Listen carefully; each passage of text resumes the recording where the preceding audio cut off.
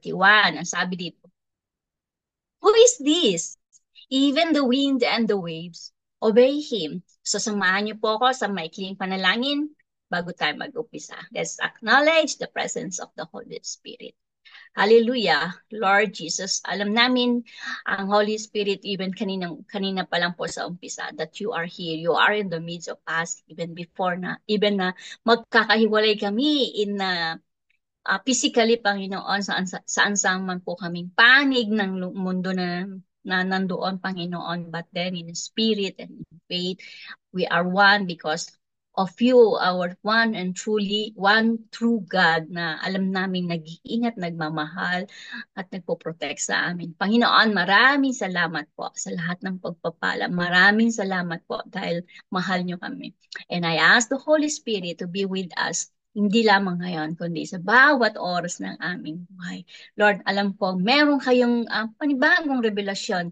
Kung ano man po yon, we are so excited.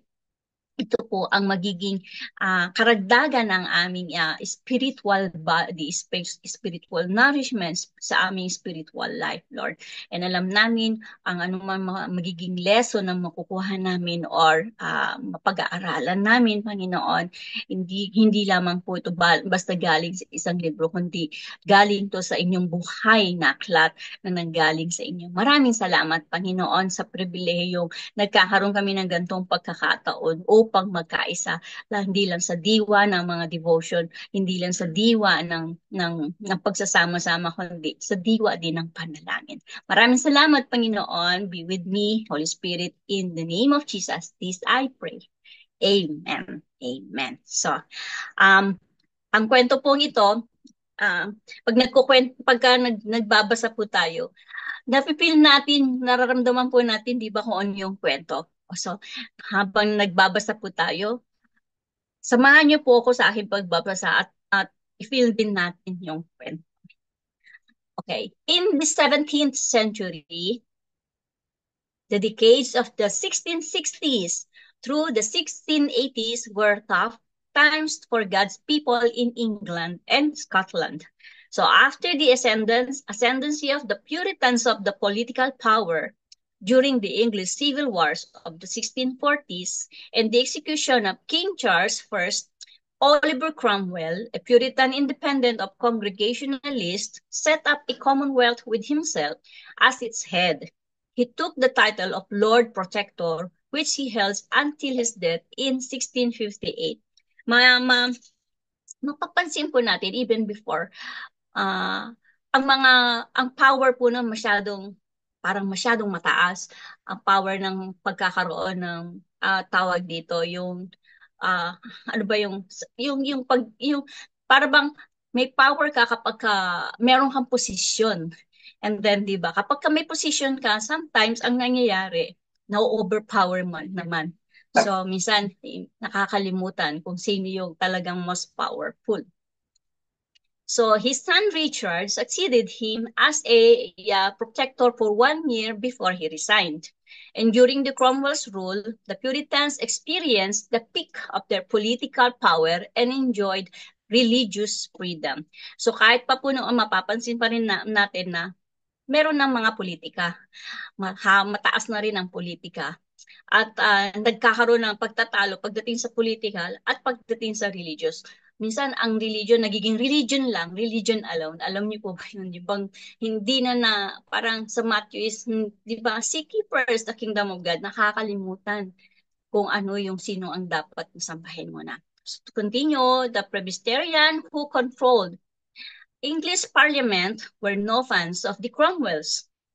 So, therefore, in 1660, Parliament invited Charles II, the second son of successor of Charles I, to the throne. Napaka-importante sa kanila kung sino yung uupo eh.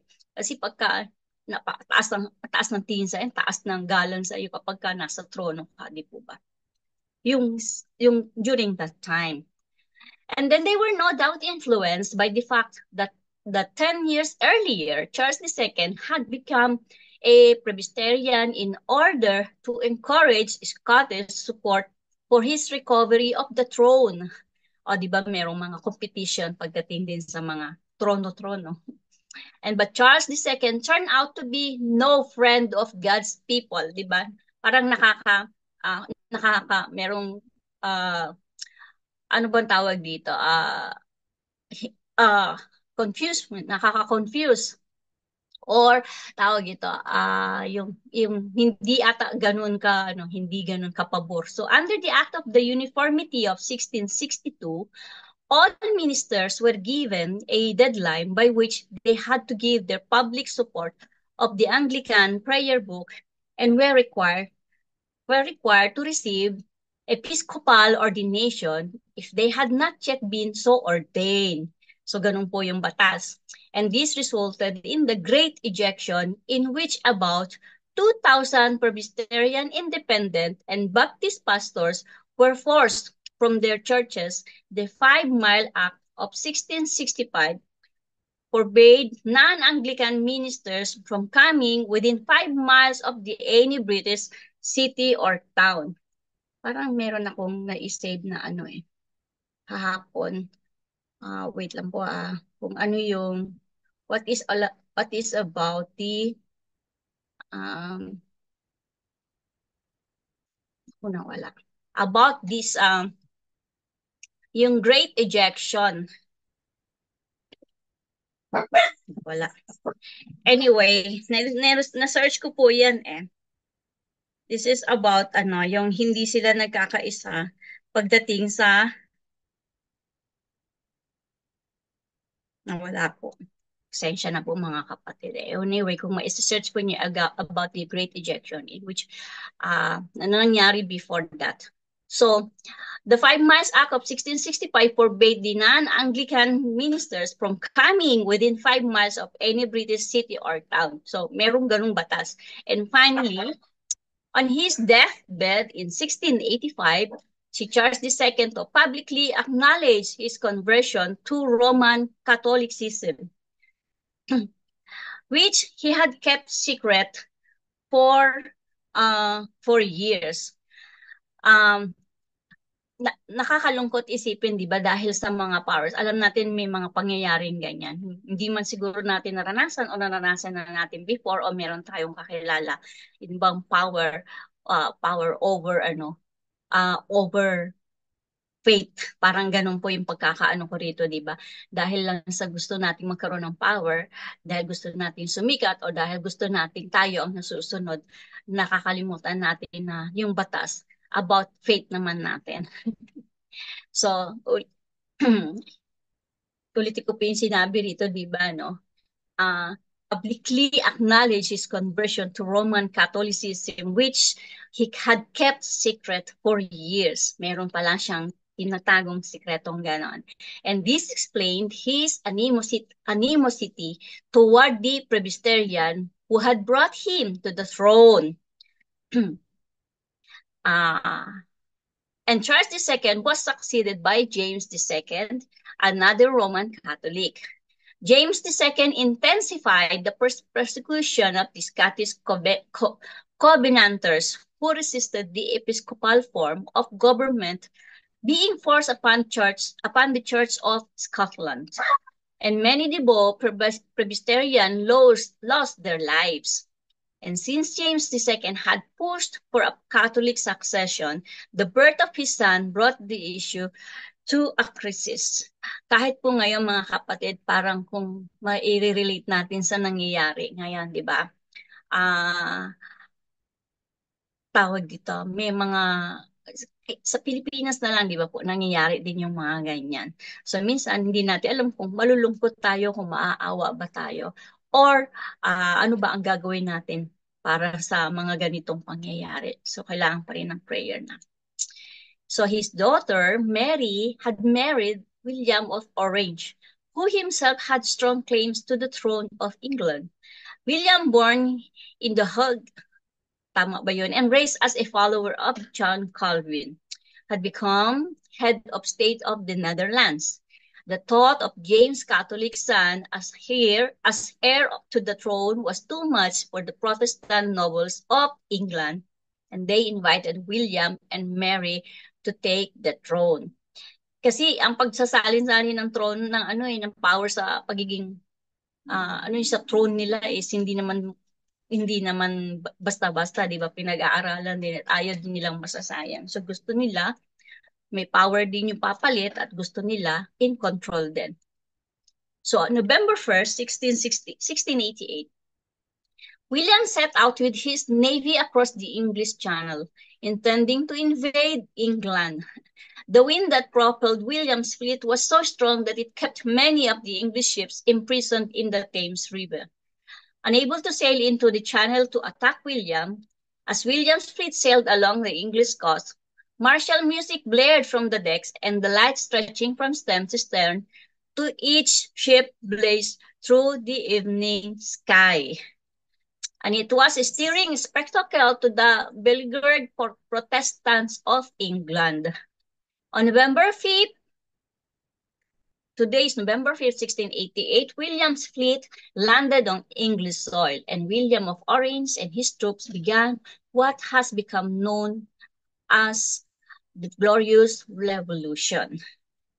James II fled to France the next month as the Protestants of England celebrated Christmas, worshipping as they wished. James attended Mass in France. So dito po makikita natin, God used the winds to keep England a Protestant nation. Nakita po natin kung paano kumilos ang Panginoon at hindi niya pinabayaang magwagi yung kasamaan.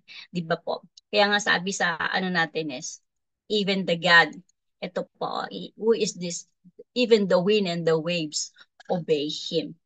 So medyo may mga complicated po, may mga komplikasyon sa story. Pero kung iisipin natin kung ano ba yung pinaka-main istorya nito is kung paano si Lord ang nag-control, kung paano ang Diyos ang nagdala.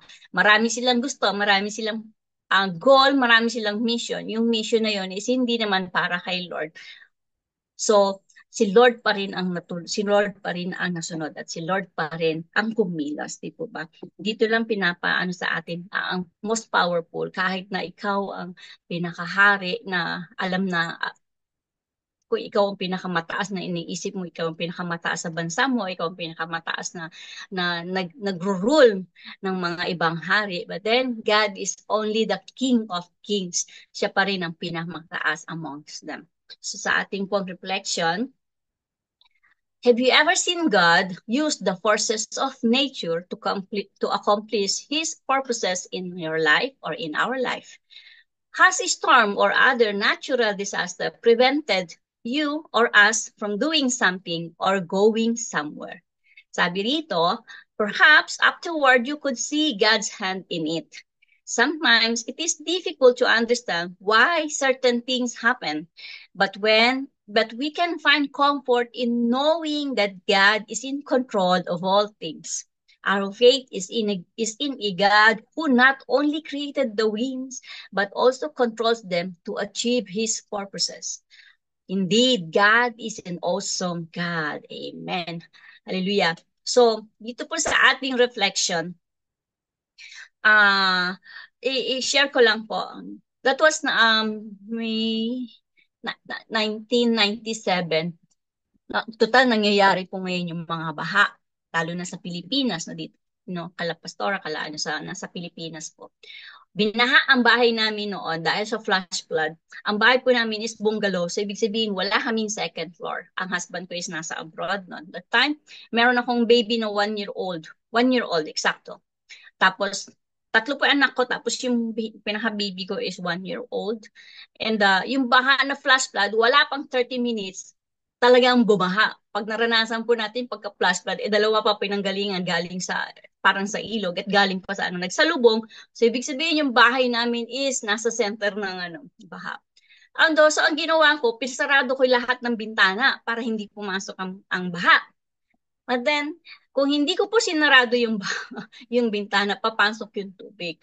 Kaya lang, ang nangyari, habang tumataas yung tubig, wala po kaming second floor. Big sabihin, tumataas yung tubig sa labas, trap kami sa loob.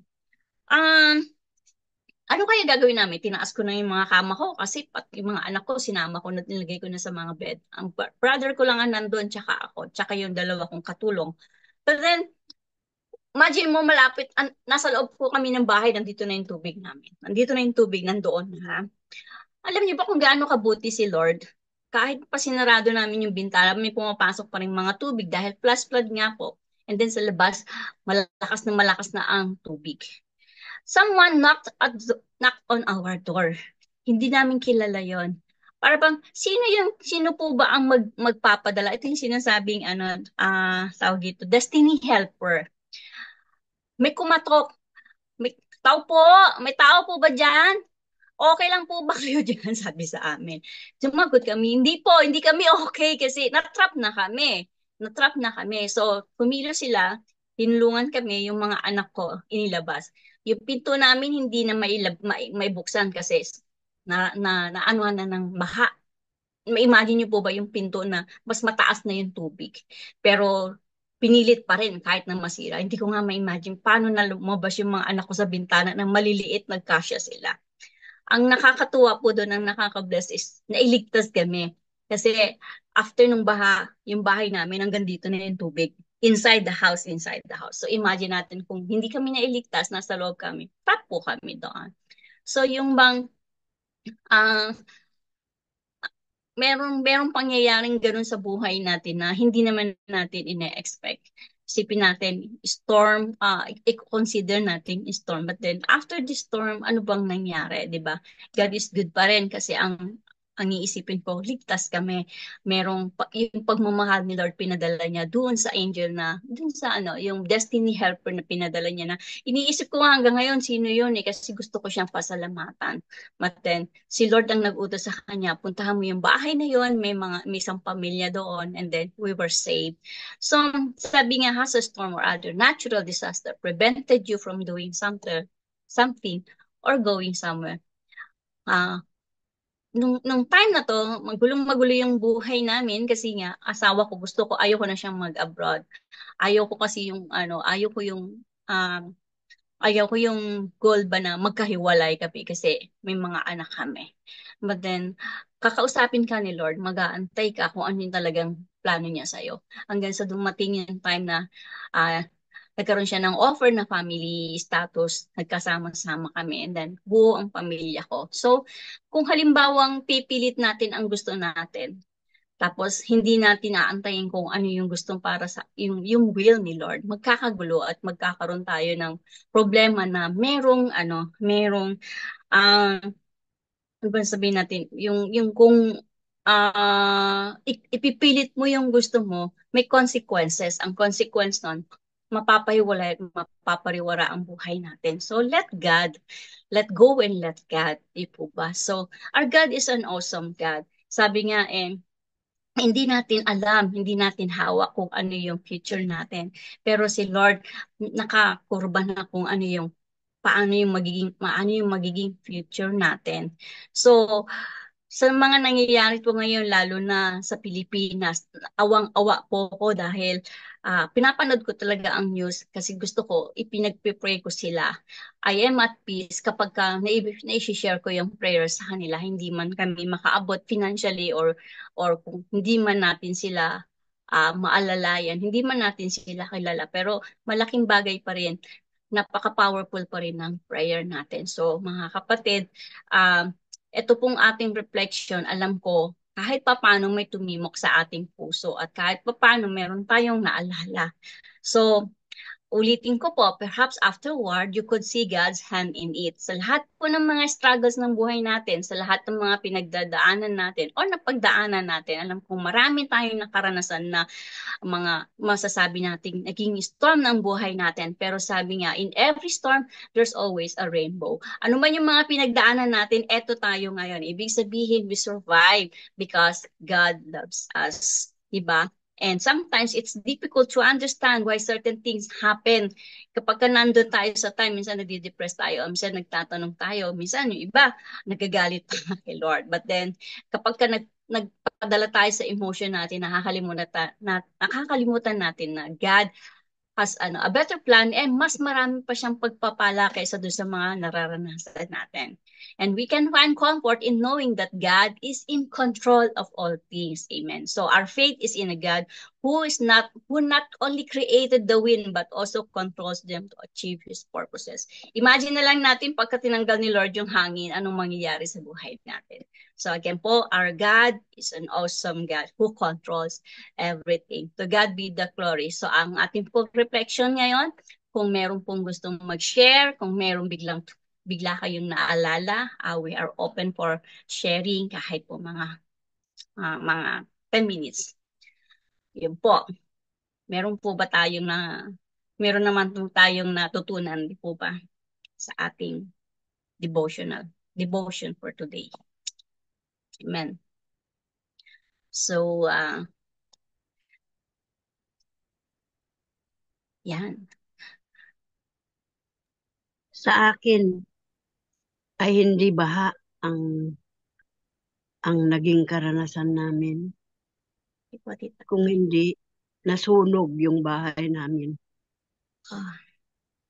Pag sabi nga nila, mainam pa'y manakawang ka kaysa masunog ang bahay mo. Okay. So, yun po ay nagdulot sa amin sa aking anak na bunsong babae. She was second year high school. Kabibili lang namin ng school shoes niya at saka uniform. Nasunog lahat. In short, nasunog lahat. Wala kaming nailigtas.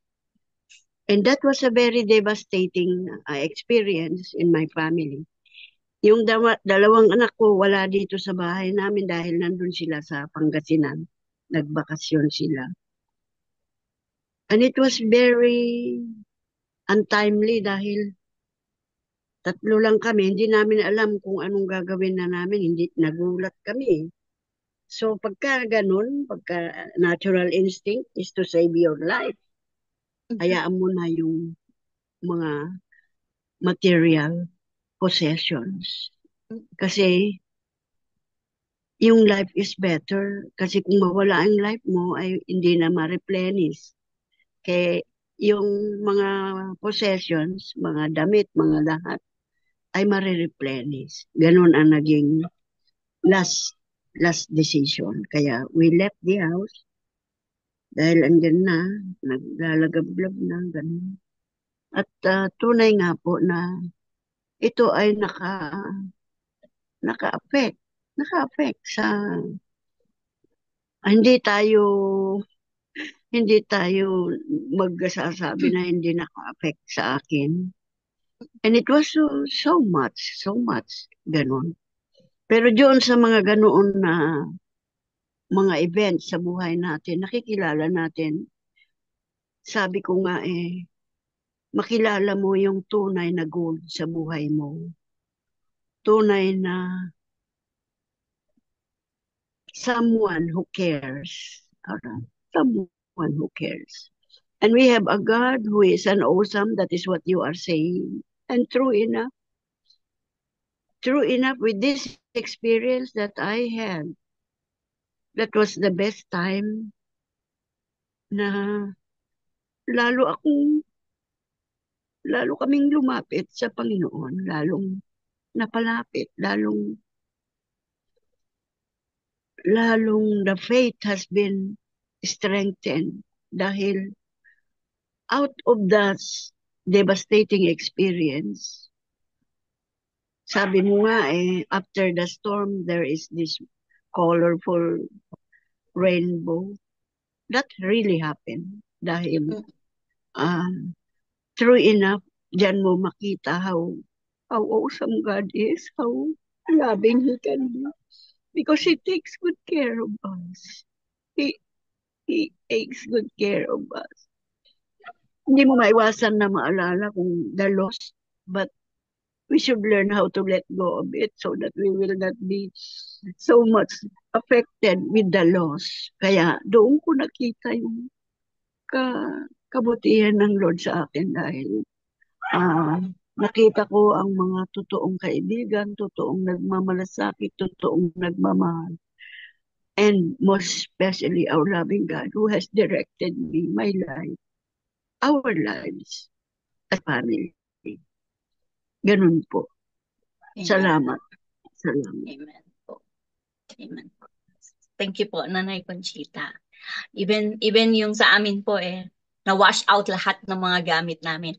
Kaya that time, galit na galit ako. Mm-mm. Bata pa kasi ako nung, galit na galit ako. Masamang loob ko sa asawa ko kasi, Mm-mm. ito ba yung sakripisyo natin dahil magkalayo kami tapos dahil lang sa mga gamit na yan, yung iniipon, pinupundar, tapos in just Mm-mm. one when just one nawala, just one snap of nawala, tapos nasaan siya, tapos mga baby. But then marirealize mo na material lang Mm-mm. yan, di ba? Yung Mm-mm. life, that's the precious na nalaman. And also, faith matters. Sabi nga Mm-mm. yung yung saan ka ba?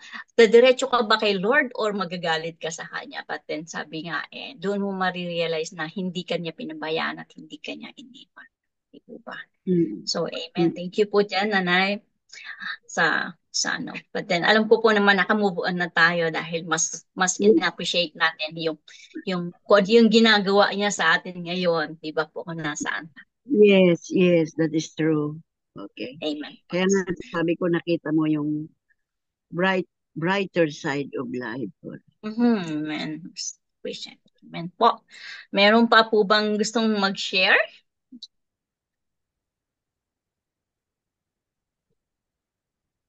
Kung wala na po, siguro alam ko pong deep inside meron naman kayong ah, merong tawag dito, meditation na para sa sarili niyo po. Amen po. So, I will Amen, stop amen. I will stop muna po for this and